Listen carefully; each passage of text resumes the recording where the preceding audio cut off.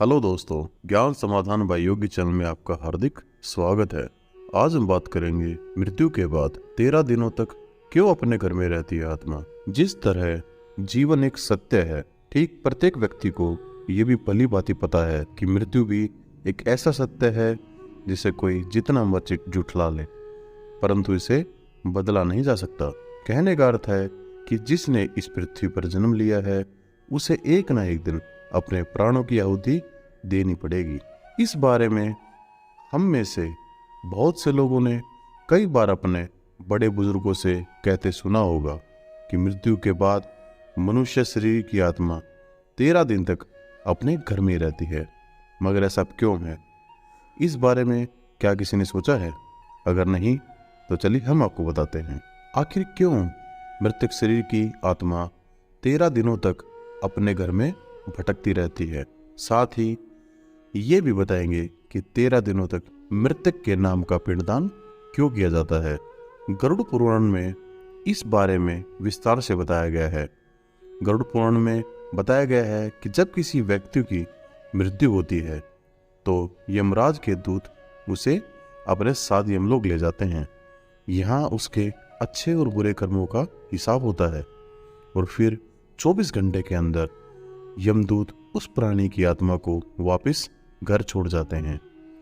यमदूत के द्वारा आत्मा को वापस घर छोड़ जाने के बाद मृतक की आत्मा अपने परिजनों के बीच भटकती रहती है और अपने परिजनों को पुकारती रहती है, लेकिन उसकी आवाज को कोई नहीं सुन पाता। यह देखकर मृतक व्यक्ति की आत्मा बेचैन हो जाती है और जोर जोर से चिल्लाने लगती है। इसके बाद आत्मा अपने शरीर के अंदर प्रवेश करने की कोशिश करती है, लेकिन यमदूत के पास बंदिश होने के कारण वह मृतक शरीर में प्रवेश नहीं कर पाती। गरुड़ पुराण की माने तो जब यमदूत आत्मा को उसके परिजनों के पास छोड़ जाती है तो उस समय उस आत्मा में इतना बल नहीं होता कि वो यमलोक की यात्रा तय कर पाए। गरुड़ पुराण के अनुसार किसी भी मनुष्य के मृत्यु के बाद जो 10 दिनों तक किया जाता है उससे मृतक आत्मा के विभिन्न अंगों की रचना होती है, और जो 11वें और 12वें दिन पिंडदान किया जाता है उससे मृतक आत्मा रूपी शरीर का मांस और त्वचा का निर्माण होता है।